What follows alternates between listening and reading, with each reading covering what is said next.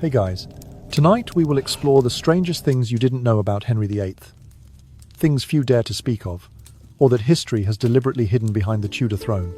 Imagine a king in all his glory, a grand stage of power, yet behind it lie horrific ulcers, paralyzing terror, and merciless decisions that hardly anyone dares mention.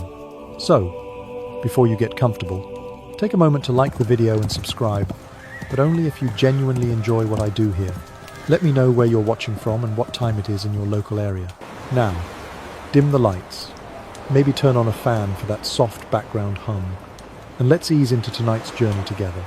Henry VIII, also known as Henry Tudor, inherited the English throne in the year 1509 at the age of 18, with a tall, athletic frame standing 6 feet 2 inches and hair the colour of spun gold gleaming in the sunlight. Back then, he spoke as many as 4 languages, composed music, penned poetry, and captivated European courts with his graceful oratory. His songs and verses echoed through royal palaces, commanding admiration wherever they were heard. Contemporary accounts record that he possessed smooth, fair skin, a proud gaze, and an enchanting smile that won the hearts of countless ladies at court. In his early reign, images of Henry VIII appeared in solemn portraits, posed in powerful, regal stances, an embodiment of a prince both gifted and noble, promising a brilliant future for the kingdom. Yet behind that dazzling facade lay a burning desire to secure his dynasty and the heavy burden of European monarchical tradition. At every court session, the young king donned sumptuous garments and made formal obeisance before his councillors. But within his heart lingered a painful void. He had no firstborn son to carry on the Tudor line. That absence fanned the flames of absolute authority and personal ambition in Henry's mind, laying the groundwork for the tragic chapters to come. In the opening years of his rule, Henry VIII displayed lavish generosity through grand hunting expeditions and martial sports such as jousting and swordplay. He poured vast resources into the construction of Hampton Court Palace, the project costing tens of thousands of pounds by the standards of the day. Its honey-coloured stone walls, winding galleries, and lush gardens transformed the palace into a rare marvel of splendour. Equally, his passion for war against France led him into 2 campaigns from 1512 to 1514, then again from 1522 to 1525, spending millions of pounds, yet achieving only minor skirmishes with no lasting political gain. The clang of steel and roar of battle faded, leaving only smoke and a hollow ache in the king's heart. Even at the height of his vigour, Henry initiated religious reform while outwardly remaining loyal to the Roman Catholic Church. The fervent debates over his divorce from Queen Catherine of Aragon began taking shape by the mid-1520s, when he petitioned the papal court to annul the marriage and claimed sovereignty over the English Church. This bold move paved the way for seismic change. Religious authority severed from Rome, with the king declaring himself supreme head of his national church. Despite opposition from nobles and clerics, Henry pressed on, marking a turning point in English history and leaving an indelible legacy of a monarch who would not bow to any power.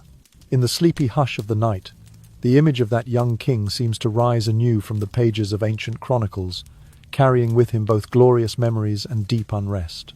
Those resolute footsteps of Henry VIII laid the foundation for a remarkable saga from radiant heights to tragic depths waiting to be uncovered in the chapters ahead. Let your mind drift, lulled by your slow, even breaths, as this Tudor tale gradually unfolds before you.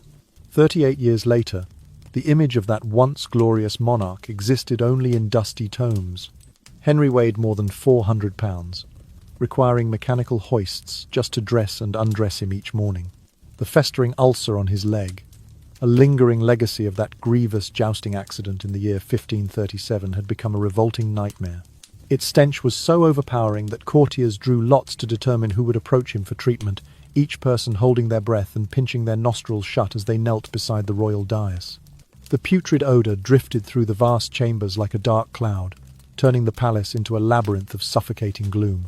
No longer the lithe huntsman who had roamed greenwood forests at dawn, Henry relied on bearers to carry him from room to room, his once powerful legs now virtually useless. Sleepless nights, tormented by unrelenting pain, frayed his nerves and sharpened his temper. To guard against would-be assassins, or perhaps driven by paranoia itself, he stationed loaded crossbows by his bedside, weapons cocked and ready should any shadow flicker too close. The so-called treatments were no less barbaric than the weapons he trusted. Red-hot iron rods seared his wound, and powders of ash and salt were rubbed into the raw flesh, spreading agony instead of healing. Where once he had been known for lofty generosity, Henry now became notorious for distrust. He scorned the advice of every court physician, certain they harboured poison alongside their remedies. His apothecary chest swelled to hold more than 300 bizarre concoctions. Powdered unicorn horn actually crushed narwhal tusk prescribed to ward off toxins, finely ground pearl for melancholy, and human skull moss, believed to cure epilepsy. The court's treasury groaned under the cost. Modern scholars estimate the king spent the equivalent of millions of dollars on these costly and frequently useless elixirs. Rage and fear intertwined in his psyche, each feeding the other until Henry's justice became capricious and cruel. 2 wives, first Catherine of Aragon, then Anne Boleyn, fell victim to edicts harsher than any medieval code would have allowed. Catherine's marriage was annulled amid scandal and heartache, her bloodline severed despite years of loyal service to the crown. Anne, once the queen whose grace and wit had bewitched him, faced a sham trial in which her honour was destroyed by forced confessions and public spectacle. The executioner's blade fell before the court could prove any genuine crime. Courtiers whispered that Henry had abandoned the rule of law, replacing it with the whims of a tormented soul. Legal procedures were ignored, or twisted to fit the sovereign's demands. Hearings were held in secret, verdicts delivered on suspicion alone. In just a few years, the same justice that once protected noble rights became a tool of terror. Accused men vanished overnight, their estates confiscated, their families left destitute. To cross the king meant exile or worse. As sleepless nights bled into sunless dawns, Henry's kingdom felt the strain of his absence and wrath. The lords brought their petitions to empty thrones, praying for mercy that rarely came. Peasants trembled at rumours of fresh fines and forced levies. The palace corridors, once alive with music and laughter, echoed now only with the groans of the suffering and the squeak of leather on machinery as attendants lifted the ailing monarch. In that dim era, the Tudor splendour was but a fading echo. Portraits commissioned to convey majesty instead captured a bloated figure adorned in padded robes and voluminous furs, a grotesque parody of the warrior prince he had been. The famous Holbein images, meant to immortalize regal poise, instead immortalized the tragic decline. Broad shoulders hunched, swollen legs hidden beneath a cascade of fabric. The codpiece that once symbolized virility now seemed an absurd exaggeration, dwarfed by the king's sheer bulk. Yet, in his darkest hours, Henry's mind flickered with the remnants of ambition and brilliance that had marked his youth. He continued to draft statutes and manage state affairs, his signature looping and elaborate, a testament to his stubborn will to govern, despite the agony that twisted his body. Those who observed him at council meetings noted the tremor in his hand, the occasional slackening of his gaze as pain threatened to overwhelm him. And still, at times, he would rally himself to speak with fierce clarity, issuing commands that shaped the future of England. The tragic irony lay in his self-fashioned title as Supreme Head of the Church of England. By separating from Rome, he had seized spiritual and temporal power, yet in the end he became a prisoner of his own body and his own wrath. The very authority he crafted to secure his legacy turned against him, fueling the paranoia that isolated him from the allies he once trusted. Thus, the once radiant sovereign of yesteryear was reduced to a recluse in his own court, attended only by those bound by duty or fear. Each shout of "Your Majesty" echoed hollowly off the cold stone walls, and every curt "As you wish, sire," concealed trembling hearts. The grand halls that had hosted sumptuous banquets lay silent, save for the soft drip of ointment and the distant chime of a chamber clock marking yet another hour of suffering. In this relentless twilight of his reign, Henry VIII embodied the peril of absolute power in a frail, tormented frame. His body broken, his spirit embittered, he stood as a haunting emblem that a once vibrant ruler blessed with intellect and charm, could be undone by misfortune, medical ignorance, and unbridled authority and allegory whispered among hushed courtiers, and preserved for posterity in chronicles steeped in sorrow. The pivotal shift in Henry's temperament began with a dreadful accident on the 24th of January in the year 1536. During a jousting tournament at Greenwich Palace, his warhorse reared and then collapsed, hurling the king's powerful frame to the ground beneath its stomping hooves. Court physicians recorded that His Majesty lay unconscious for 2 full hours. An extraordinary span in an age when losing consciousness beyond mere minutes often spelled certain death. Witnesses later described the scene in hushed tones. One moment, the prince was the very embodiment of vigour and skill. The next, he lay motionless, his helmet dented, his mind veiled in darkness. In 2016, Dr. Armenstein's careful review of contemporary medical accounts confirmed the presence of severe traumatic brain injury. He noted evidence of intracranial bleeding and focused damage to the frontal lobes, the regions responsible for impulse control and emotional regulation. This scientific perspective sheds chilling light on Henry's notorious post-accident cruelty. Before 1536, executions were relatively rare, adhering closely to legal procedures. Afterwards, the royal decree for beheadings and imprisonments surged, sometimes over trifles or mere suspicions. Historians now surmise that the wrecked circuitry of Henry's brain made him more prone to rage and less able to temper his darkest impulses. At the same time, the physical trauma reawakened an old torment. The varicose ulcer on his left leg, first wounded in a tilt 5 years earlier, erupted with renewed ferocity, oozing dark pus and emitting a stench so foul that even seasoned court attendants balked at drawing near. Medieval remedies proved, as brutal as they were, ineffective. Red-hot irons pressed to cauterize the wound, poultices of crushed herbs steeped in foul water, and even probationary immersion of his foot in pungent decoctions. Rather than soothe, these treatments often intensified his agony. Eventually, Henry was fitted with custom cloth-lined shoes to bear his weight, each step a reminder of the injury that had shattered his body. No longer could he pace the corridors or ride out to the hunting grounds. He spent his days slumped on a chaise longue, eyes shut tight, jaw clenched against the constant throb. The changes wrought in his psyche were unmistakable. He came to trust no one, not even his closest confidants. Courtiers recount how he would demand that any dish prepared for him be tasted first by his own hand, to prove it was not laced with poison. Chefs were kept under watch, forbidden even to speak unless directly addressed by royal command, their every move shadowed by fear. Mirrors, once symbols of royal vanity, were banned from his presence, for he could not bear the sight of his own haggard reflection. Pallid cheeks hollowed by pain, eyes rimmed with exhaustion, features distorted by swelling. In his former youth, he had delighted in his own handsome visage. Now, that same image became a source of torment, a reminder that his body had betrayed him utterly. As the days dragged on in this weary rhythm, Henry's court grew tense with unease. No longer did noblemen present petitions with the customary flourish. Instead, they crept forward, heads bowed, careful not to startle the tormented king. Each petition concluded with a whispered plea for mercy, aware that one misstep, a stumble over words, a perceived hesitation could be construed as disloyalty. By contrast, the king's own words became clipped and harsh, delivered between laboured breaths. The man who once issued pronouncements of mercy and justice now seemed to dispense decrees born of paranoia and pain.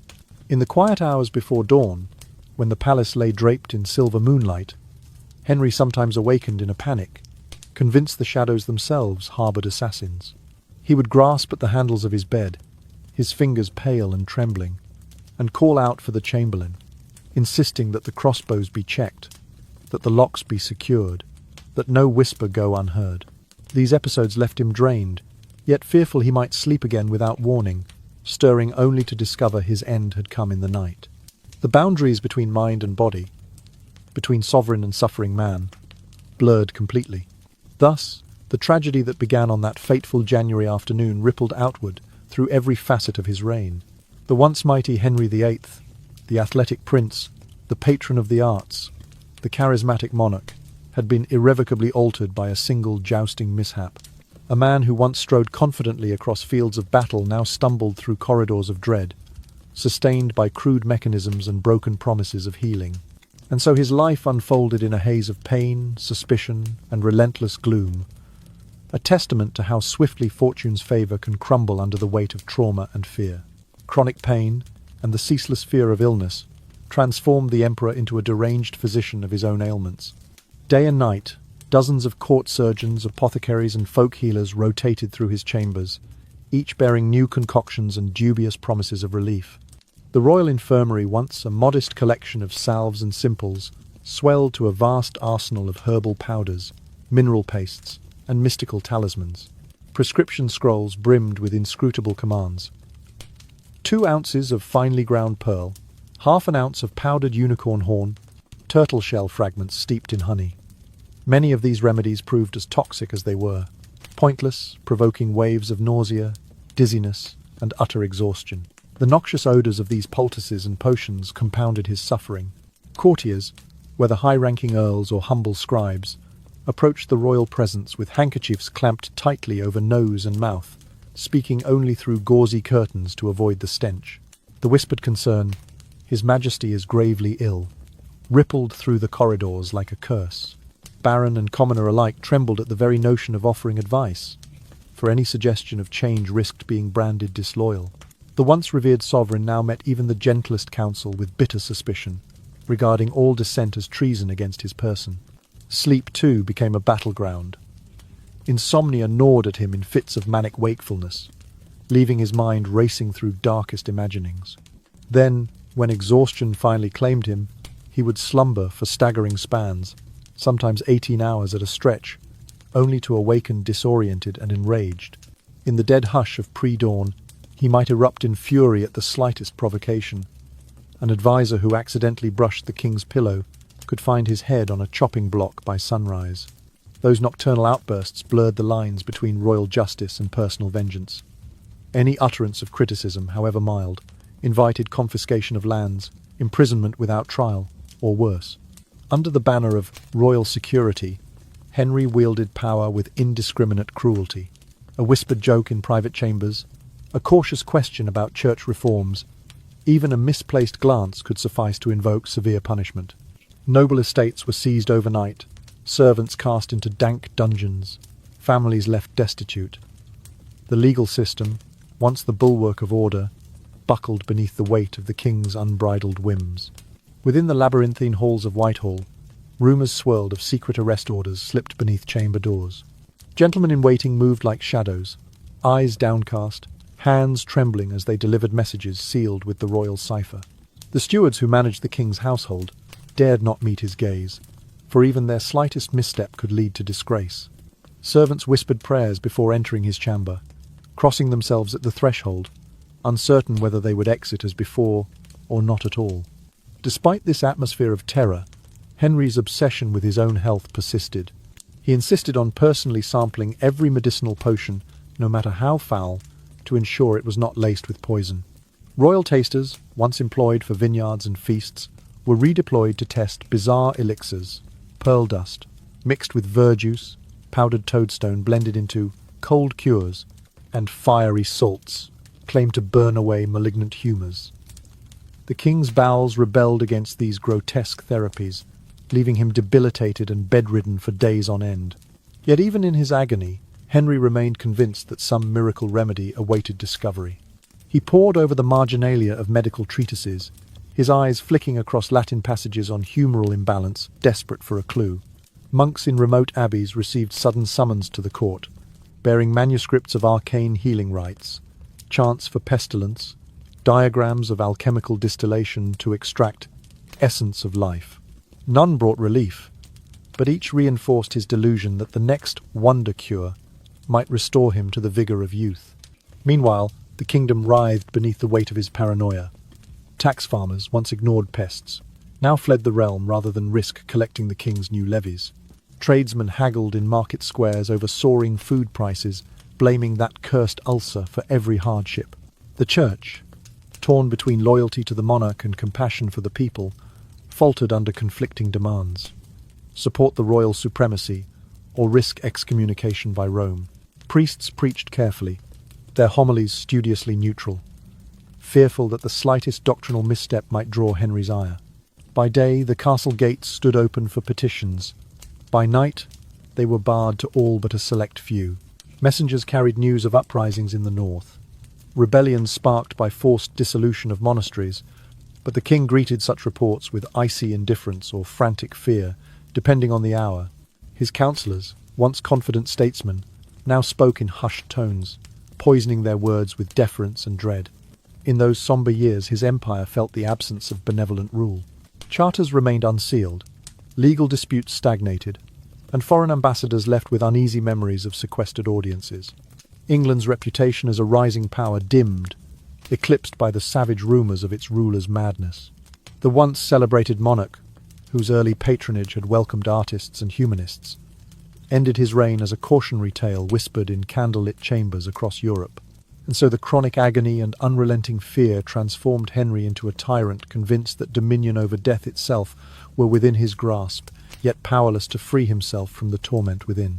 The court, a stage for legend and grandeur, had become a theatre of shadows, where every gesture risked condemnation, and every remedy bore the taint of poison. In the end, the very empire he had forged bowed not to his might, but to the relentless march of pain and paranoia that consumed his final days. Supreme power over the Church of England, enshrined in the Act of Supremacy in the year 1534, was far from a moral awakening. It was instead the fit of rage of a man unwilling to tolerate any denial of his personal desires.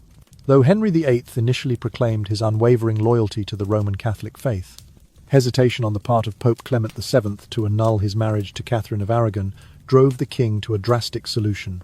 Without a second thought, he declared himself supreme head of the church in his realm, severing ties with Rome, and elevating his own will above centuries of ecclesiastical authority. The implications for clergy and commoners alike were immediate and severe. All subjects, whether humble parish priests or lofty bishops, were compelled to take an oath acknowledging Henry's supremacy over church doctrine. Failure to comply was deemed high treason, punishable by death. Elegant cathedrals and monastic orders that had stood for generations found themselves forced to choose between loyalty and survival. Between the years 1536 and 1541, monasteries, abbeys, and convents across England were systematically dissolved. Their lands, precious manuscripts, and vast treasuries estimated at £1,300,000 in Tudor currency, an amount swelling to over $1 billion by modern reckoning, were confiscated and funneled into the royal coffers. This sudden influx of wealth fueled Henry's extravagant ambitions. He poured the seized funds into the construction and refurbishment of his palaces, lavishly outfitting them with tapestries, silverware, and rare marbles. He expanded his war chest to finance new garrisons and maintain soldiers in France, even as those campaigns yielded little more than skirmishes and fleeting triumphs. A portion of the proceeds also found its way into his growing obsession with eccentric medical treatments. Ingredients for arcane salves, jars of unicorn horn powder, and crates of exotic spices believed to fortify the body against humours gone awry. Yet despite these vast expenditures, the realm saw no lasting peace, no enduring prosperity. In fact, the rapid dissolution of religious houses disrupted social welfare systems that had provided alms to the poor, medical care to the sick, and shelter to travellers, leaving vulnerable communities adrift. Within the glittering halls of Whitehall and Hampton Court alike, courtiers began to speak in hushed tones of their once admired monarch. The young prince who had so easily captivated Europe's courts was now referred to as the Black Devil, a spectral figure haunting his subjects with dread. The jovial huntsman, whose laughter once echoed across deer-filled glades, now prowled the corridors with a cruel impatience, hunting down dissenting voices as though they were game. Religious law and royal warrants, once respected bulwarks of order, became weapons to justify arbitrary cruelty. Under the guise of spiritual purity, Henry sanctioned the arrest of any cleric found whispering doubts about the supremacy oath. Entire families were stripped of titles and income if a single son or brother was accused of papist sympathies. The transformation was staggering. Where once Henry's rule had inspired loyalty through benevolence and chivalric patronage, it now relied on fear and suspicion. Nobles who had brought lavish gifts and felicitous counsel were replaced by favourites who basked in the king's fickle favour, only to fall from grace at the slightest whisper of insubordination. The machinery of governance ground on, but its gears were oiled with terror. Reports of secret tribunals circulated through candlelit dining rooms, men accused of heresy or treason disappearing into the Fleet prison, never to re-emerge. Wives and daughters of the condemned petitioned the king for clemency, only to receive terse edicts denying all mercy. Even the spiritual tone of the realm shifted dramatically. Sermons delivered in once-storied pulpits now echoed with proclamations of royal supremacy rather than the comforting tenets of faith. Parishioners, accustomed to communal rites of baptism and confession, found themselves performing quick affirmations of loyalty to the crown before any mass could begin. Those who hesitated, perhaps moved by genuine conscience, risked the label of traitor, their reputations blackened, and their properties forfeit to the crown's insatiable appetite. Amid this climate of coercion, the art and architecture that had flourished under Henry's earlier patronage took on a darker cast. Tapestries depicting biblical themes were reworked to emphasize the king's divine right. Scenes of the Last Supper now placed under banners proclaiming the king's supremacy. Portraitists were instructed to paint the royal figure draped in ecclesiastical vestments, replacing mitres and croziers with royal regalia.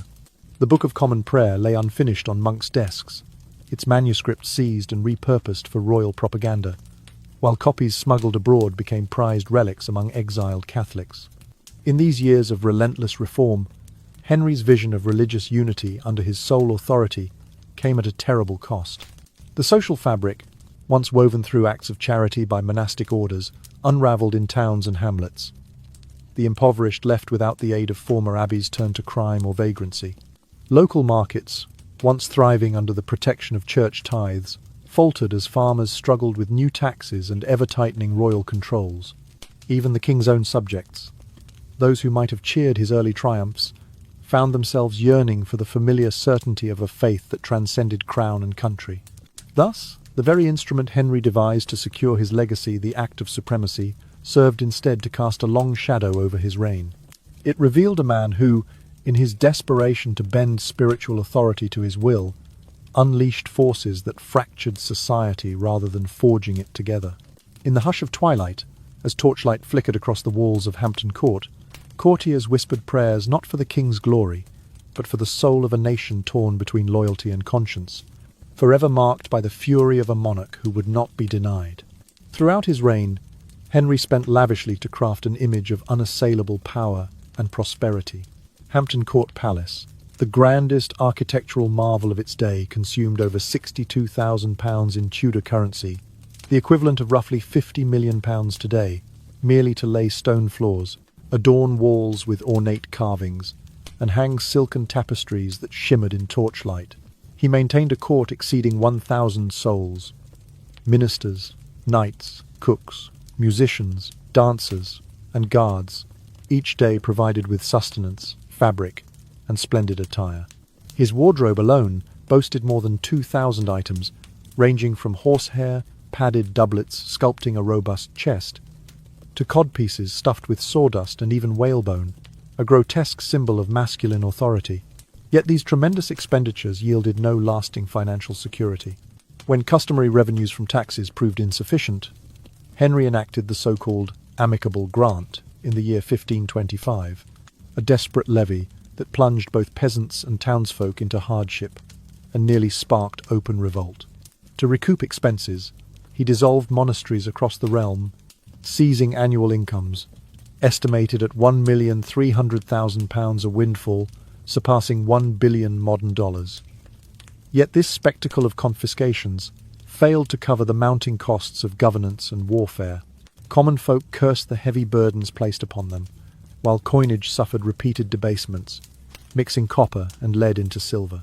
Ruthless inflation followed, causing the price of grain and everyday goods to soar, plunging ordinary households into crisis. Amid mounting discontent and empty coffers, Henry turned to artistic propaganda to mask the brewing turmoil. He commissioned Hans Holbein the Younger and other court painters to craft portraits that concealed his physical decline and implied divine favour. Broad shoulders and elevated platforms hid his swollen legs, padded robes disguised his bulging torso, and meticulously rendered details diverted attention from any sign of weakness. He branded his dynasty, the magnanimous monarchy, etching the motto, Dieu est mon droit, God and my right, in gilded script on banners and seals. His envoys distributed crystal-etched royal emblems to foreign courts, each a small showcase of Tudor magnificence. This orchestrated pageantry sustained Henry's majestic image long after the festive banquet halls had grown silent. Visitors to the palace beheld opulent chambers awash in candle glow, yet behind each velvet curtain lay the king's private torment, the ulcer that festered unseen, the sleepless nights haunted by fear, and the heart heavy with suspicion. The grand facade of power masked an empire teetering on the brink, financially strained, socially fractured, and governed by a sovereign whose benevolence had been supplanted by cruelty. The dissolution of monastic charity devastated the poor and displaced countless lay workers who had depended upon abbey alms and hospital care. Villagers who once sought comfort in the abbey's infirmary now found doors locked and gates barred. Towns turned to petty crime as an alternative to starvation. Itinerant beggars drifted from one district to another, the echoes of their pleas swallowed by the hush of empty cloisters. The shared rituals that had woven social cohesion unravelled, leaving communities adrift and wary of both crown and church. Meanwhile, Henry's relentless commissioning of lavish festivities continued unabated. State banquets overflowed with exotic spices, imported venison, and elaborate sugar sculptures themselves, status symbols of royal wealth. Troops of players and minstrels paraded through corridors, their music and dance meant to soothe the populace on edge. Yet these spectacles, dazzling in their extravagance, were also bitter reminders of inequality, for the splendour of the dining halls stood in stark contrast to the empty larders of commoners. Throughout Europe, diplomats noted the spectacle with a mix of admiration and unease. Reports from foreign ambassadors described a king clad in royal purple and resplendent jewels, yet moved with the stiffness of a man burdened by suffering. The Tudor court became legend as much for its magnificence as for its rumours of madness, a realm of velvet and iron, where courtiers trembled at the feast, but feared the turning tide that could bring ruin at any moment. In the quiet of his private chambers, Henry would survey the results of his propaganda machine. Gilded maps displaying expanded territories, heraldic tapestries celebrating military exploits, and missives from grateful nobles swearing fealty to his supremacy. He found solace in these symbols, as though the weight of each golden coin and embroidered banner could stave off the creeping decay within his own flesh. Yet every triumph felt hollow, for the king knew that true stability could not be conjured by artifice alone. As dusk fell on another day of courtly pageantry, the torches flickered against polished armour and marble pillars. Beneath the hushed conversations of dukes and earls lay a shared awareness. The kingdom's foundation had begun to crack. The sumptuous attire and imposing palaces, once sources of national pride, now struck many as fragile veneers concealing a brittle order. Henry's relentless pursuit of grandeur had provided fleeting distraction, but offered no cure for the deep wounds inflicted by war, religious upheaval, and economic strain. Thus, the legacy of Henry VIII's majesty remains entwined with the tragedy of his reign. The bones of monastic ruins, the clatter of debased coins, and the silence of shuttered abbeys stand alongside the splendour of palace halls. His portrait endures as a testament to ambition's allure, even as it warns of the perils of excess unchecked by wisdom or compassion. In hushed tones, storytellers across the ages remind us, beneath every throne of gold lies the shadow of those who paid the price, and beneath every crown of finery, the weight of a ruler's unbridled desire. Beside his masterful propaganda, Henry unleashed a merciless purge. By the end of his 38-year reign, it is estimated that more than 70,000 souls had been sentenced to death, averaging 5 executions by beheading or hanging each day. The names of his victims span the spectrum of Tudor society, from lofty peers to humble commoners. Among the most renowned was Sir Thomas More, the devoted Lord Chancellor who refused to swear the oath of supremacy in 1534. Accused of high treason for placing conscience above royal command, More faced the block with undaunted faith. His final words, "I die the king's good servant, but God's first," resonated as a clarion call for freedom of conscience, an enduring symbol of resistance against tyranny. But it was not only the great and the learned who perished. Sir William Kingston, the officer charged with carrying out royal sentences, recorded the grim spectacle of Queen Anne Boleyn's downfall. Anne, once the vibrant consort whose wit had captivated him, was forced to witness the torture of her brother and alleged accomplices before confessing to charges of adultery, charges now understood to have been fabricated. The stage trials were less inquiries into truth than performances of power, with scant evidence beyond hearsay and coerced testimonies. In Henry's unhinged paranoia, any perceived slight could metamorphose into capital accusations.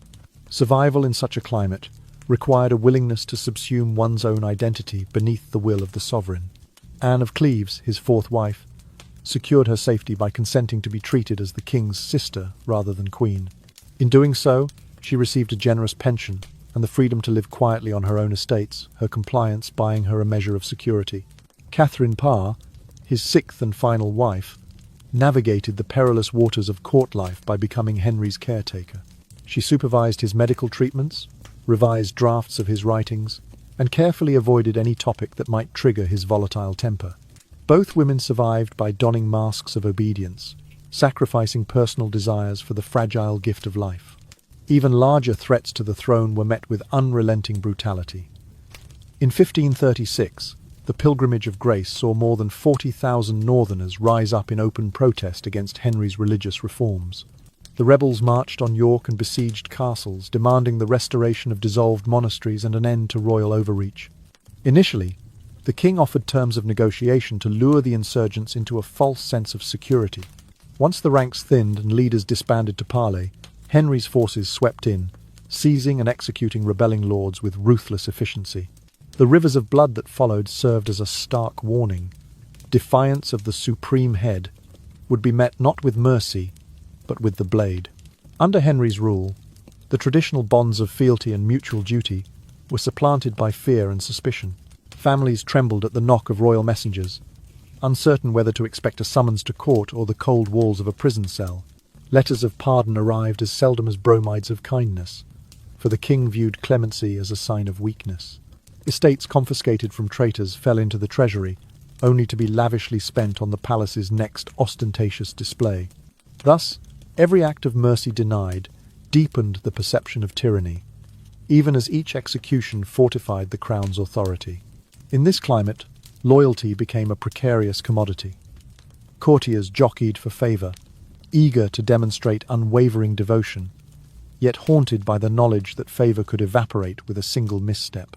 Sir Thomas Cromwell, once Henry's most trusted adviser and the architect of the Reformation in England, found himself ensnared in the same merciless machinery he had helped design. When the fifth marriage to Anne of Cleves collapsed under Henry's scathing judgment, Cromwell was accused of negligence and treason. He was executed less than a month later, his fall a chilling testament to the caprice of royal wrath. The purge extended even into the religious sphere that Henry had claimed to reform. Bishops who dared question the supremacy oath were arrested, churches closed, and conservative preachers silenced. The dissolution of monasteries not only confiscated wealth, but also destabilized local communities that had relied on monastic charity for care and sustenance. The lands once tilled by monks were granted to nobles and loyal courtiers, creating a new class of landowners indebted directly to the crown. Yet beneath this new order lay the seeds of discontent, for those displaced by the reforms found themselves disenfranchised and impoverished. Throughout England, the echoes of fear reverberated through market squares and manor houses alike. News of an execution spread like wildfire. The Earl of Surrey was beheaded this morning, or 6 gentlemen from Lancashire hanged at Lincoln. Each report reinforced the deadly message that resistance was not only futile, but fatal. Whispered warnings in inns and taverns warned travellers to steer clear of royal troops or risk arrest as suspected conspirators. The roads became lonely corridors of silence, as if the land itself were holding its breath against the next wave of terror. And yet, amidst the terror, Henry's court continued its grand routines: sumptuous banquets, tournaments of strength and skill, and religious services asserting his dominion over both throne and altar. The dissonance between nightly revelries and daily bloodshed revealed the stark contradictions of Tudor rule. In the flicker of torchlight and the clang of armour, one heard both triumphant fanfares and the muffled sobs of those who had lost kin to the king's merciless hand. This grim duality of life and death, celebration and sorrow, became the hallmark of Henry's reign. In the years following his death, the memory of these purges lingered like a pernicious ghost. England bore the scars of disrupted communities, shattered families, and a clergy forever cautious in its sermons. Yet Henry VIII's legacy of ruthless consolidation of power also laid foundations for a unified national church and a more centralized state apparatus. The bloodshed, though abhorrent, cemented the absolute authority of the monarch. It served as a harsh reminder that in Tudor England, the only law more feared than that of man was the decrees of its sovereign, a sovereign who would brook no opposition, treat mercy as weakness, and shape an era forever haunted by the spectre of his blackened crown. In the final years of his life, Henry bore the weight of a paradoxical legacy, a kingdom bankrupt and a faith torn asunder. His military ventures had faltered, draining the treasury dry, while lavish court expenditures kept pace with campaigns that achieved little beyond prideful boasts. In the end, what had begun as a flourishing realm was left with a deficit exceeding £4 million, a sum that would equate to countless billions of modern dollars. The 9-year-old Edward, his only male heir, inherited not only the crown, but the crushing burden of debt and unending religious strife. Edward's regents found themselves ensnared in the wreckage of Henry's ambitions. Soldiers remained unpaid, their loyalty wavering as mercenary captains pressed claims for back pay. Peasants and merchants, already stung by successive tax levies and currency debasements, bristled under the spectre of famine, unrest simmering in market towns and rural shires. Meanwhile, the young king's advisers struggled to maintain a fragile peace between Protestant reformers and remaining Catholic loyalists, each faction blaming Henry's broken promises for the chaos they now endured. Yet Henry's reformation of the Church of England, though motivated by personal expedience, laid the foundation for a national church independent of Rome. This structural shift would outlast dynasties, shaping English identity for generations to come. However, the violent rupture that had created it also seeded deep resentment. When Mary, Henry's daughter, and Edward's half-sister ascended the throne, she moved swiftly to reverse her father's policies. In the name of restoring the old faith, she authorized the execution of thousands of Protestants, earning the grim moniker Bloody Mary. Her reign became a dark echo of Henry's own ruthlessness, a reminder that zealotry knows no bounds, regardless of creed. Not long after, Elizabeth, Mary's half-sister and Henry's youngest child, took the reins of power. Her era, later celebrated as the Elizabethan Golden Age, brought renewed stability, artistic flourishing, and maritime ambition. Yet even Elizabeth inherited the fractured religious landscape her father had wrought. She strove for a middle way, instituting a compromise that affirmed royal supremacy over the Church, while allowing some latitude for Protestant worship. The scars of her siblings' persecutions lingered in parish records, and many families remained bitter over lost lands and confiscated wealth from the monastic dissolutions of Henry's reign. In modern archives, scholars still pore over the engraved seals, trial transcripts, and medical accounts that chronicle Henry's tumultuous life. Manuscripts preserved at Cambridge describe the medieval attempts to cauterize his chronic leg ulcer procedures, now cited in contemporary studies of pain management and chronic venous disease. Psychologists reference Henry VIII as a case study in the devastating effects of traumatic brain injury and post-traumatic anxiety. Dr. Kira Kramer's research on venous insufficiency points out that the king's festering wound bears resemblance to modern patients who must undergo limb amputation to prevent systemic infection. Despite the centuries that separate us, Henry's story endures as a stark parable of absolute power, yoked to inescapable responsibility. He wielded religious reform as a tool for personal gain, transforming his marital dispute into a sweeping ecclesiastical revolution. He harnessed the zeal of faith to seize monastic wealth, only to squander it on vanity projects and misguided medical cures. He spilled blood to quash dissent, yet left the realm mired in fear and factional hate. His life underscores the peril that accompanies unrestrained authority, a sovereign who refuses to be told no, and a nation left to pick up the pieces of his unbridled ambition. In the hush of twilight, we might picture Henry as both architect and victim of his own designs, an emblem of human folly, his triumphs entwined with tragedy. His reign reminds us that the crown's weight is not measured in gold or vellum, but in the fragile welfare of the people it binds together. And so, As we drift to sleep with Henry's uneasy legacy in our thoughts, let us ponder the lesson written in his life's final pages, that the greatest power demands the greatest care, lest it consume both ruler and realm in its unrelenting flame. Henry's artistic patronage was inseparable from his hunger for propaganda. He summoned Hans Holbein the Younger to his court, commissioning portraits that captured the king's solemn dignity, while cleverly obscuring his painful leg ulcer and ample girth. Holbein's canvases presented Henry in resplendent robes, sashes clasped with jewelled brooches, and a gaze that spoke of unchallenged authority. Beyond portraiture, the Tudor administration issued woodcut engravings, minted coins, and distributed royal badges throughout Europe, each emblem a testament to the legitimacy and grandeur of Henry's monarchy. These images appeared in the hands of ambassadors, hanging in noble halls, and gleaming on merchant standards, all silent declarations of the king's supremacy. At a cultural level, Henry endeavoured to be more than a monarch. He styled himself as a patron of the arts and a scholar, king.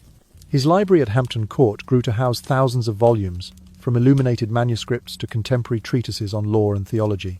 He extended personal invitations to Erasmus of Rotterdam, a leading humanist scholar, to reside in England and lecture on classical learning. Henry even took up the pen himself, composing Latin verses and English odes that celebrated virtues such as courage, wisdom, and piety. Yet beneath this erudite veneer lay an unrelenting thirst for absolute power, a power that he was willing to enforce at any cost, even if it meant extinguishing the lives of tens of thousands who dared to dissent. As the vigour of youth and the thrill of the hunt yielded to the inertia of chronic pain and advancing years, Henry's passions turned inward, toward the quiet pursuits of books and scripture. He personally supervised the printing of bilingual Latin-English editions of the Bible, ensuring that divine law could be read by his subjects in their native tongue. This act marked a watershed in English cultural history, inaugurating an era in which laypeople could engage with sacred texts directly rather than relying solely on clergy. The Great Bible, as it came to be known, found its way into parish churches and the hands of well-to-do merchants, forging a new bond between the crown, the church, and the literate public. Yet this remarkable cultural flowering sprang from the soil of ruthless policy. At the very moment Henry championed the spread of knowledge, his agents employed the same printing presses to churn out edicts condemning heretics, while fingers carved royal proclamations into woodblocks for swift distribution. The codex that opened minds to scripture also carried the death warrant for those who questioned the king's supremacy. Thus, the juxtaposition of enlightenment and extermination defined the Tudor ethos, marking Henry VIII as both benefactor of the arts and architect of terror. In faint candlelight, one might imagine Henry pacing the corridors of Hampton Court, pausing before a shelf lined with books he had acquired at great expense, yet glancing instinctively toward the portrait of Holbein that hung nearby. The painting's immaculate palette and composed posture spoke of majesty, even as Henry's heart pulsed with the memory of executions carried out in his name. The same mind that delighted in classical verse also orchestrated the dissolution of monasteries whose libraries contained irreplaceable manuscripts. In those silent passages between sleeping courtiers, the duality of his legacy echoed, a sovereign who nurtured learning even as he wielded it as a weapon. The power of Henry's cultural innovations would reverberate through English history. The bilingual scriptures paved the way for the English Reformation's intellectual underpinnings, empowering lay preachers and eventual dissenters to interpret doctrine on their own terms. The libraries he amassed became seeds for future collections. The scholars he patronized inspired generations of thinkers, and the art he commissioned set a standard for royal portraiture. And yet, the memory of the church dissolved, and the blood spilled in the name of royal prerogative could never be extricated from these achievements. The very presses that produced Holbein's images and parochial Bibles also printed broadsheets announcing traitors' condemnations, a reminder that art and atrocity walked hand in hand at the heart of Tudor power. So, as dusk deepens and the flicker of lamplight dances upon gilded frames and leather-bound tomes, we might consider Henry VIII in his full paradoxical complexity. He stands as an icon of contradiction, a monarch whose cultivated grace and intellectual pursuits advanced English culture, yet whose thirst for dominance led to terror and bloodshed. His legacy endures in the vaulted libraries, the stately palaces, and the very language we use to speak of authority and conscience. And in that uneasy union of beauty and brutality, Henry's story remains a gentle, haunting lullaby, an invitation to rest our eyes on the glories of art and the shadows they cast. As we drift into the soft embrace of history's slumber, the death of Henry VIII on the 28th of January in the year 1547 marked the final thunderclap of his tempestuous reign.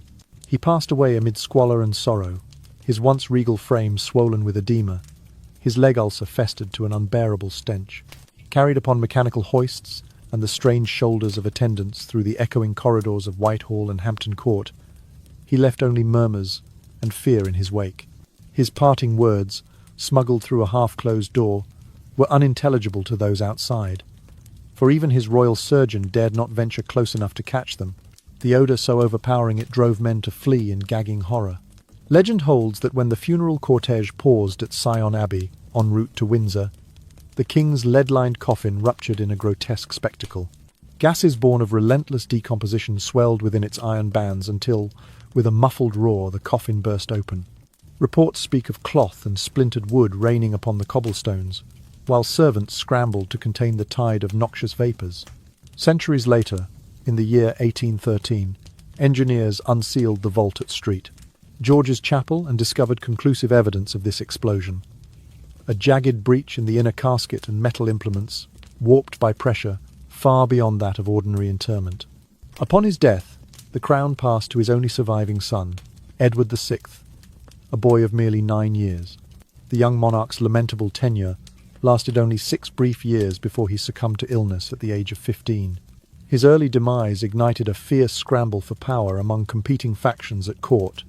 Dukes, earls, and prelates manoeuvred to shape the kingdom's future, each claiming divine sanction. The Tudor line teetered on the brink of extinction, only to be retrieved by the hand of fate when Elizabeth, the king's resilient daughter, ascended the throne. Elizabeth I's 45-year rule ushered in an age of relative stability, known to posterity as the Elizabethan Golden Age. Under her guidance, England's arts and commerce flourished anew, the threat of foreign invasion rebuffed, and religious tensions eased by pragmatic tolerance. Yet no peace could fully erase the deep fractures left by her father's upheavals. Parish records bear witness to families torn apart by confiscations. Monastic ruins still dot the countryside, and whispered memories of tragedy haunted hallowed abbey walls. The cultural renaissance she championed rested upon foundations stained by blood. Henry's life stands as a testament to the cautionary maxim that absolute power is apt to breed absolute corruption. The Golden Prince of 1509, a paragon of charm and eloquence, metamorphosed into a despotic figure whose legacy was written in both verse and violence. His grand architectural visions, palaces that gleamed like gemstones, cut deep wounds in the treasury, while his zeal for religious control shattered centuries-old bonds between crown and convent. His personal lament became the country's curse. What he sought to command with iron would ultimately slip through his fingers, leaving chaos in its place. In the quiet hush of history's twilight, we find Henry VIII immortalized in portraits that both glorify and conceal him. Holbein's masterful brushstrokes capture only the majesty, not the agony. The raised codpiece, the gilded scepter, the regal stance, these endure in oil and panel, while the man himself lies forgotten beneath layers of legend and odour.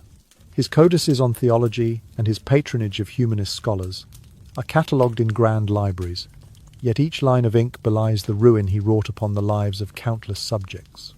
Modern medicine still recalls his name when examining cases of chronic venous disease and traumatic brain injury. Scholars debate the precise toll of his campaigns and reforms, but none dispute the human cost. Tens of thousands sentenced to death, families uprooted, faith manipulated as a means of control. The debts he amassed passed like a poison to his heirs, burdens that would shape England's economic and political landscape for decades. And so, as you drift toward sleep, remember the paradox of Henry VIII, a giant of power and personality, a patron of art and poetry, yet a harbinger of suffering and division. His story reminds us that greatness and cruelty may dwell within the same heart. In the final silence of the palace chambers, amid the drizzle of candle wax and the distant toll of chapel bells, the spectre of Henry lingers an eternal warning that unchecked authority, no matter how splendid its outward trappings, can never escape the shadows it casts. The funeral rites for Henry VIII commenced with solemn grandeur at Westminster Abbey. Candlelight flickered across vaulted ceilings as bishops in rich vestments intoned the funeral mass. Peers and prelates processed in heavy silks, their faces long and grave beneath ornate mitres. The royal hearse, its lead-lined oak case polished to a dull sheen, rested on a bier draped in sable and crimson. A hush fell over the assembled crowd as the great doors swung open and the body, swathed in ermine and velvet, was borne to its resting place. Yet beneath the veneer of ritual reverence lay a lingering dread. Those closest to the bier dared not linger too long, for the stench clung even to the stone floors. Once the service concluded, the coffin embarked on its final journey over 100 kilometres of winding road to St. George's Chapel at Windsor Castle. Muffled wheels turned on the frosty cobblestones, and attendants in sable cloaks flanked the procession, their breath forming small clouds in the cold air. At every stage, the regality of the Tudor name seemed to crumble, for the rotting remains within had grown so foul that servants faltered, clutching handkerchiefs to their faces. Yet the rites pressed on, heedless of the odour that trailed like a silent spectre. When the cortege paused for the night at Sion Abbey, disaster struck in a manner both grotesque and unforgettable. The pressures of accumulated gases within the leaden vault mounted unnoticed in the quiet darkness. Then, with a sound like distant thunder, the coffin burst asunder. Fragments of wooden splinter and strips of ceremonial cloth erupted outward, showering the abbey's cloistered courtyard. A pall of rancid air billowed over the mourners, who recoiled in terror and disbelief. Servants scrambled with pails and hay-filled rags to contain the tide of decay that gushed forth, their laments echoing beneath the moonlit arches. The very earth itself seemed to shudder at the spectacle. Centuries later, in the year 1813, antiquarians and engineers exhumed the tomb at St. George's Chapel to verify the whispered accounts. When they pried open the heavy lid, they discovered a jagged breach in the inner metal casket, evidence that the legend was no mere myth. The vaulted lead had cracked from within, and the oak lining bore ruptures far beyond those of age. Windsor's own records, combined with the engineer's annotations, confirmed that the explosion was real. It had been caused by the relentless build-up of gases methane, hydrogen sulfide, from the slow decay of royal flesh, an invisible force powerful enough to fissure iron and wood alike. Never before had an invincible monarch been recalled to dust with such grim farce. The image of the great Henry, whose commands had toppled monasteries and reshaped a nation, now culminated in a final, catastrophic rupture. His death knell resonated not through prayers or hymns, but through the very walls of tradition crumbling under unnatural strain. In the decades that followed, the tale of the bursting coffin evolved into a potent symbol of Tudor decline. Historians and poets alike seized upon the scene as a metaphor. The same splendour that had forged palaces and patronised poets masked a rotting core. Just as an empire built on ruthless ambition and unchecked authority could fracture under its own weight, so too had the king's final vessel given way to the invisible gases of decay. By candlelight in scholarly studies, writers mused on the Tudor paradox. The monarch who had dismantled Rome's power and rewritten the spiritual fabric of England could not even secure a dignified repose. The violence of his reforms, religious, financial, familial, found a final echo when his coffin exploded, scattering fragments of cloth and memory into the night air. The abbey stones, once sanctified by prayer, bore witness to the king's last, unanticipated judgment. Thus, in the hushed aftermath, the legend of the exploding coffin became a cautionary tale told in bedtime whispers, an admonition that no measure of earthly authority could forestall the ultimate decay waiting within us all. In drawing his crown and cloak around himself in life, Henry had sought to conquer pain, sin, and dissent. In death, he was undone by the silent revolution of his own body's breaking. And so, as you close your eyes and the torchlight dims, recall the echo of that night in Sion Abbey, the tear in the coffin, the rush of fetid air, the stunned retreat of mourners into shadowed cloisters. Let it lull you into slumber with the knowledge that even the mightiest can be undone by forces unseen, and that every reign, no matter how towering, must yield at last to the soft but relentless hum of nature's reclaiming breath. Edward VI, the sole surviving son of Henry VIII, was but 9 years old when he ascended to the English throne. His delicate frame and the innocence of childhood stood in stark contrast to the burdens now placed upon him. In his name, the Earl of Somerset first governed as Lord Protector, wielding authority over court and council with zeal that mirrored his late brother's ambition. Somerset's tenure saw earnest attempts to stabilise the realm, yet his policies, both religious and financial, provoked unrest among the nobility, who bristled at the young king's chosen guardian. Before Somerset's star had faded, John Dudley, Duke of Northumberland, rose to power, likewise acting in Edward's name. Northumberland navigated the treacherous waters of court intrigue with measured caution, balancing the demands of reformers who sought further Protestant changes and conservatives longing for the old rights. Meanwhile, the treasury groaned under the weight of debts left by Henry. Interest payments devoured much of the revenue, forcing regents to debase the currency once more. Merchants, once emboldened by England's growing trade, found their coin clipped and their confidence shaken. Rural folk, already strained by successive harvest failures, endured heavier levies to fund the court's needs. Religious turmoil, a legacy of Henry's seismic break with Rome, continued to roil the realm. The Church of England, still in its infancy, teetered between Lutheran-inspired liturgy and more radical forms of worship imported from the continent. Somerset had introduced the Book of Common Prayer in English, prompting both hope and ire across parish churches. Under Northumberland, stricter enforcement of iconoclasm and the removal of popish decorations alienated many who clung to older devotional practices. Villagers whispered of stolen chalices and battered statues, while clergy cowered at the threat of fines or imprisonment should they dare celebrate Mass in Latin. In this climate of shifting loyalties and sown discord, Edward's half-sister Mary, daughter of Henry's first marriage to Catherine of Aragon, bided her time. A devout Catholic by conviction, Mary watched the Protestant reforms with mounting dread.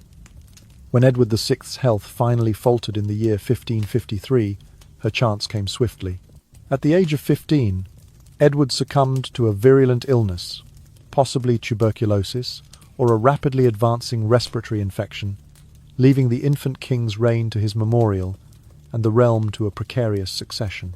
Mary, then in her late teens, claimed the throne in her own right. She faced fierce opposition from those who had prospered under the young Edward's Protestant regime, but she rallied loyal nobles and commoners alike by invoking her father's image as defender of the faith. Yet her pursuit of religious restoration took on an unyielding edge. In a fervent bid to undo the reforms of her predecessors, Mary authorized a campaign of repression against Protestants. Her first edicts banned the publication of English Bibles not sanctioned by Rome, and soon the machinery of the Inquisition was quietly mirrored in England. Over the next 5 years, Mary's forces executed thousands by burning at the stake, their names recorded in popular ballads and whispered warnings. Preachers accused of heresy were marched to their deaths in public squares, their last prayers snuffed out by licking flames. The sight of devout souls meeting such a fate hardened many hearts against Mary's cause, even as some welcomed the return of traditional rites. The flames that consumed the accused cast long shadows upon the throne, and soon Mary earned the sobriquet Bloody Mary.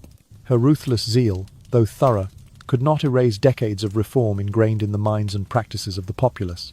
While she mourned the loss of the monastic orders and sought to rebuild links with Rome, many Englishmen remembered the enforced oaths of supremacy and the alienation of their forebears. Economic hardship, further aggravated by the crown's lingering debts, compounded the bitterness. Mary's own marriage to Philip of Spain, a union meant to secure Catholic succession, only fueled fears of foreign domination and entrenched sectarian distrust. When Mary's reign ended with her death in 1558, her cradle had borne no heir. The childless queen left behind a realm still torn between two confessions. The succession passed to her half-sister Elizabeth, herself a product of the religious maelstrom that had consumed their father's court. Elizabeth's accession restored a measure of stability, but the sectarian scars ran deep.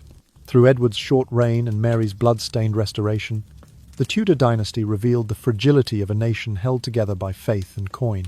The boy king and the bloody queen each, in their way, strove to realize the legacies of Henry VIII Edward to carry forward the Protestant experiment, Mary to reclaim the lost Catholic inheritance. Yet in both endeavors the policies of their father cast long shadows: fiscal collapse, social disruption, and religious strife that no child or young queen could swiftly remedy.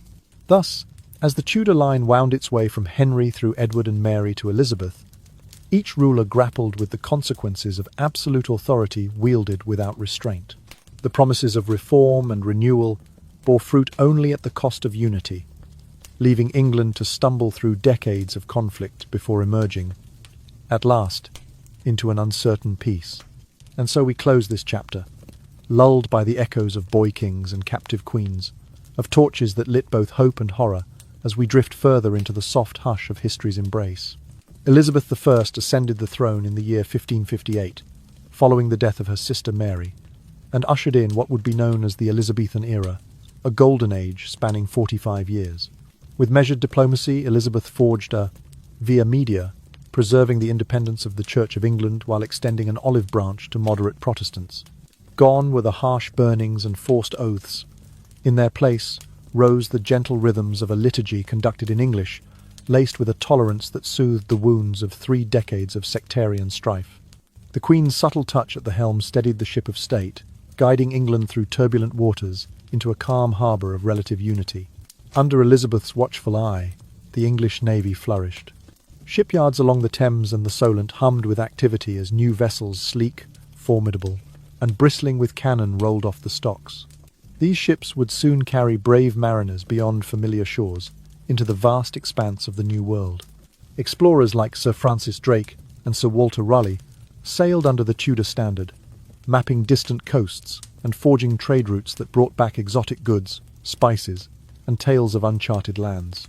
The once inland-focused nation found its horizons expanded, its economy enriched by overseas commerce, and its national pride buoyed by naval triumphs over the mighty Armada. Meanwhile, within the realm of letters, English literature blossomed like the roses in the Queen's own gardens. Playwrights and poets William Shakespeare, whose quill captured the depths of human folly and passion, Christopher Marlowe, whose blank verse thundered with tragic intensity, Edmund Keats, whose later verses would dream of Grecian urns and human transience found royal patronage and eager audiences. Public playhouses, from London's Globe to provincial amphitheatres, filled with throngs of citizens eager to witness tales of kings and commoners, of love and betrayal, of the supernatural and the sublime. The printed book, too, spread swiftly, carrying sonnets, pamphlets, and philosophical treatises into the hands of the literate populace. Beyond drama and lyric, the visual and scientific arts advanced in tandem.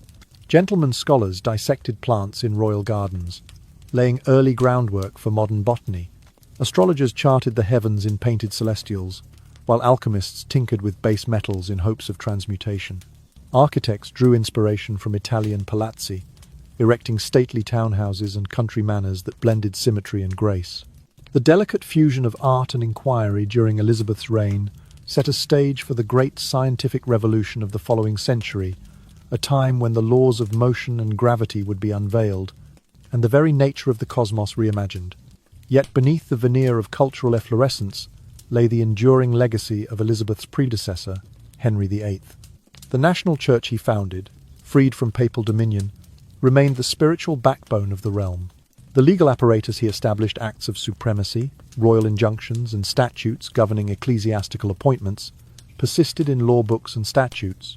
These frameworks allowed the crown to appoint bishops, regulate doctrine, and ensure that no foreign authority could supersede the sovereign's edicts. In doing so, Henry unwittingly planted the seeds of modern nationalism, forging a concept of nation, united by shared belief and allegiance, rather than by foreign pope or distant emperor. Under Elizabeth, this assertion of national sovereignty over religion reached full maturity. Clergy were required to preach loyalty to crown and country alongside salvation in Christ.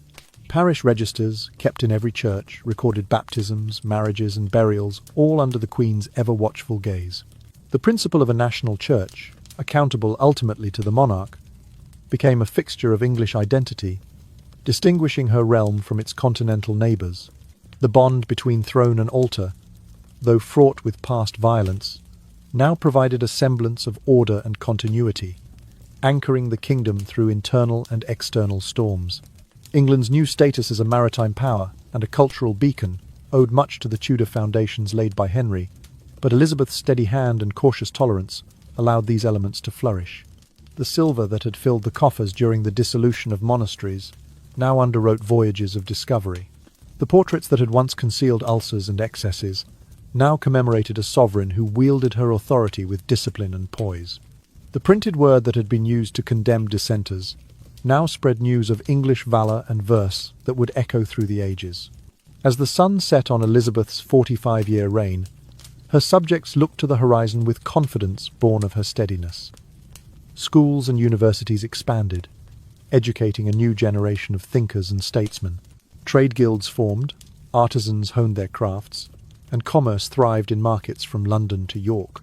The seamstress who embroidered the Queen's gowns and the sailor who navigated starry seas alike shared in the glow of an age defined by balance between faith and inquiry, tradition and innovation, royal authority and personal conscience. Thus, the Tudor legacy stands revealed in its full, paradoxical sweep. Born of Henry VIII's ruthless drive for absolute power and tempered by Elizabeth I's graceful pragmatism, the national church, and the nation itself, once fractured by doctrinal upheavals, found unity beneath a monarch who valued order over zeal. England emerged from the Tudor crucible as a unified realm, poised to step onto the world stage with new confidence. And so, as the torch flickers low and your eyelids grow heavy, drift into dreaming of galleons and sonnets, of statutes and sermons, and know that even the greatest storm can yield a golden dawn when tempered by thoughtful governance and a measure of mercy. Modern medical research still regards Henry VIII as a striking exemplar of combined traumatic brain injury and chronic pain. Contemporary analyses of his case highlight severe damage to the frontal lobe's regions responsible for regulating impulses, emotions, and decision-making. This injury, sustained in the jousting accident of the year 1536, is now understood to have disrupted the neural circuits that normally curb rage and anxiety. Simultaneously, Henry's chronic venous insufficiency, the festering ulcer on his left leg, ravaged soft tissues, introducing relentless nociceptive signals that bombarded his nervous system day and night. Viewed through the lens of today's clinical classifications, Henry would likely have been diagnosed with both post-traumatic stress disorder and generalized anxiety disorder. His repeated bouts of insomnia, erratic mood swings, and episodes of paranoia mirror the symptoms seen in patients whose brains have suffered frontal lobe contusions. In modern terms, the structural damage he incurred impaired his ability to inhibit fear responses, leading to hypervigilance and an exaggerated startle reflex.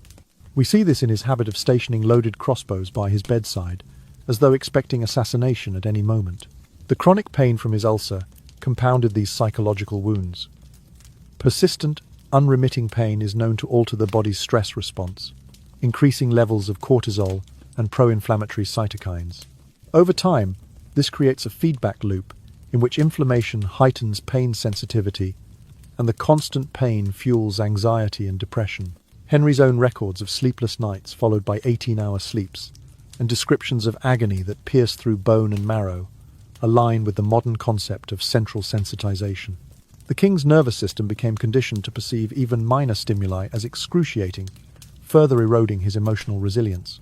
Medical historians cite Henry's case in textbooks on psychotraumatology, a medieval monarch whose physical suffering intertwined with psychological breakdown to tragic effect. Dr. Armenstein's 21st Century Review of Court Physician Notes describes intracranial hemorrhage and persistent skull fractures, offering a plausible explanation for Henry's impulsivity and cruelty. Meanwhile, Dr. Kira Kramer's work on chronic venous disease draws parallels between Henry's ulcer and contemporary patients requiring limb amputation to prevent systemic infection. Together, these analyses illustrate how a single accident could precipitate a cascade of disorders, neurological, vascular, and psychological, that robed a once vibrant ruler of his sanity. Henry's trajectory underscores the necessity of multidisciplinary care. In a modern context, a patient with similar injuries would receive an integrated treatment plan, neurosurgical monitoring and imaging for brain injury, specialized wound care, including vascular surgery or advanced debridement for chronic ulcers, pain management employing both pharmacological and non-pharmacological modalities, and psychotherapy or psychiatric support to address PTSD and anxiety. Cognitive rehabilitation would aim to retrain impulse control and executive function, while physical therapy could mitigate the disability imposed by the ulcer. Moreover, today's patient would benefit from a pain management team offering interventions such as nerve blocks, biofeedback, and guided mindfulness to reduce dependency on potentially harmful opioids. Psychologists and psychiatrists might employ evidence-based therapies like cognitive behavioral therapy, CBT, or eye movement desensitization and reprocessing, EMDR, to help process trauma and reduce hyperarousal. Social workers and case managers would ensure continuity of care, bridging the gap between acute hospital stays and community reintegration.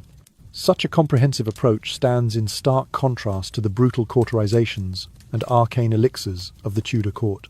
Had Henry VIII had access to these modern medical resources, many of his most destructive psychological shifts might have been averted. Early neurosurgical assessment following his jousting injury could have identified subdural hematomas or contusions in need of surgical intervention, potentially reducing long-term cognitive impairment. Prompt and effective vascular care for his leg ulcer, perhaps including compression therapy and vascular reconstruction, might have spared him years of agonizing pain and infection. Regular psychiatric evaluations could have caught signs of PTSD and anxiety before they escalated into the paralyzing paranoia and rage that characterized his later years. The holistic model of care we now champion rests on the principle that mind and body are inseparable. Henry's suffering was not merely a matter of physical injury or mental anguish in isolation, but a synergistic breakdown of his entire biopsychosocial system. His case teaches us the perils of neglecting any one aspect. Unaddressed brain trauma can warp emotions and judgment, unmanaged pain can erode mental health, and untreated psychological distress can undermine physical recovery. Modern medicine has learned to break this vicious cycle through coordinated, patient-centered strategies. In reflecting upon the life and demise of Henry VIII, we find a cautionary tale for contemporary practitioners and policymakers alike. The stakes of comprehensive care extend beyond individual outcomes. A leader's unchecked suffering can reverberate through a nation, as Henry's pain and paranoia did through Tudor England. By contrast, timely interventions might have preserved not only his health, but also the stability and welfare of his realm. As the embers of this narrative fade and your eyelids grow heavy, consider the strides made since Henry's time. Imagine a world where no ruler or refugee, no labourer or child, suffers the compounded ravages of brain injury and chronic pain without hope of relief. Let the modern medical paradigm rooted in collaboration among surgeons, physicians, therapists and counsellors serve as the gentle balm to this turbulent Tudor chronicle. And now, drift away into the quiet hush that knowledge and compassion afford, where healing, rather than horror, holds sway. As we've seen, the life of Henry VIII offers more than a vivid portrait of Renaissance splendour and Tudor intrigue. It delivers a powerful cautionary tale about the interplay between physical injury, mental health, and unchecked authority. Through today's video, you've discovered how a single jousting accident precipitated a cascade of chronic pain, traumatic brain injury, and psychological distress that altered a once vibrant monarch into a figure driven by paranoia and cruelty. You've learned about medieval medical practices and their unintended horrors, and you've witnessed the lengths to which Henry went, both in his lavish patronage of the arts and his ruthless purges to maintain power and mask his suffering. The guiding message here is clear. Absolute power, without accountability, is a recipe for personal and societal disaster. Henry's story underscores the critical importance of multidisciplinary care, integrating neurology, pain management, and psychological support to prevent chronic conditions from spiraling into destructive behaviors. In the modern world, we have access to advanced therapies, mental health resources, and social checks that Henry could only have dreamed of. His life reminds us that when physical wounds are left untreated and emotional scars ignored, even the most capable individuals can lose their moral compass. Beyond the medical lessons, there is a broader lesson about leadership and empathy. Today's viewers can draw from this history the value of balancing authority with compassion, of listening to wise counsel rather than ruling through fear. Whether you're a team leader at work, a parent guiding a child, or simply a friend offering support, the Tudor example encourages us to prioritize holistic well-being, body, mind, and community over the hollow trappings of power. So take these insights into your own life. Advocate for mental health care. Ensure that chronic pain is managed with both medical expertise and empathy, And remember that true leadership arises from service, not domination.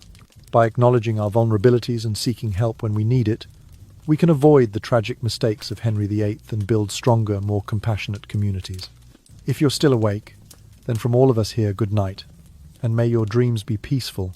Don't forget to subscribe to our channel and hit the notification bell so you never miss our most thought-provoking and engaging videos. Sleep well, and we'll see you next time.